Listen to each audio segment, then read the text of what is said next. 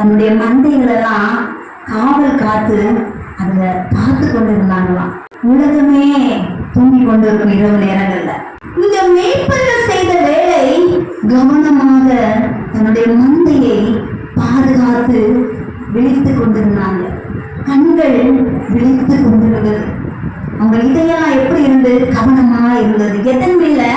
தன்னுடைய ஆளுகளாகிய மண்ணுகள் மேல.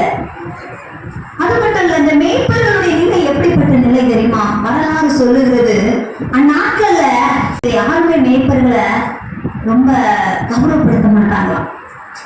இந்த உலகத்தால் அவங்களை தன்னிலைப்படுத்துவாங்க. காரணம், அவங்க படிப்பறிவு இல்லாதவங்க. அதனால ஜனங்கள் என்ன பண்ணுவாங்கன்னா அவங்களை இழிவாக நடத்துவாங்க. ரொம்ப அவங்க அற்பமா பார்ப்பாங்க.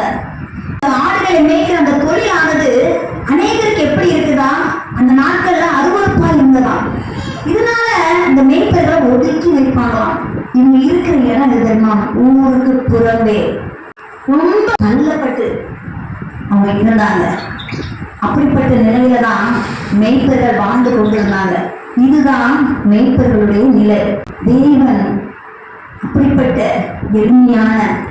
எளிமையான அந்தையை காத்து கொண்டிருந்த இந்த மேய்ப்பர்கள் மேல அவருடைய இரக்கம் வெளிப்பட்டது. அதனால் அவர் மனதுருகி முதல் கிறிஸ்து பிறப்பின் செய்தியை அறிவிக்க தூதனை எங்க அனுப்புகிறாரு? தூதன் தேவனால வயல்வெளியில் இருக்கிற மேய்ப்பர்களுக்கு தான் அனுப்பப்பட்டான். இன்றைக்கு ஒரு செய்தியை இன்றைக்கு நம் நடுவில் கொண்டு வந்திருக்கிறார்.